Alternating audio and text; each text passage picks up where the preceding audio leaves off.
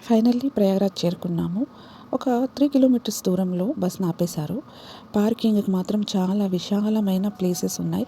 సెక్టర్స్‌గా divide చేసి చాలా అంటే చాలా వెహికల్స్ పార్కింగ్ చేసుకునే ప్లేసెస్ అక్కడ వీలుగా పెట్టారు. ఎన్నో కిలోమీటర్స్ వరకి వెహికల్స్ పార్క్ చేసుకోవచ్చు.